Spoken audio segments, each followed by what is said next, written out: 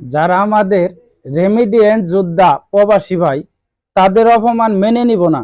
আমি আজকে কইলাম ওই প্রবাসে 5 লাখ টাকা মানুষের কামলা দেওয়া থেকে দেশে অটো চালানো অনেক ভালো, ঠিক আছে। তোরা প্রবাসে যে কামলা দেশ তোর বউ সুদের দেশে, তোরা দেশ প্রবাসে তো 5 বছর 10 বছর পরে আহস, মহিলার একটা সাইড আছে, কিন্তু ওই সাইডটা মিলাইতে পারস না। তোর বউ মানুষের লগে যায় সুদা দেয় ইডি খেতে বা তোরে আতরে রুঙ্গলান গলে।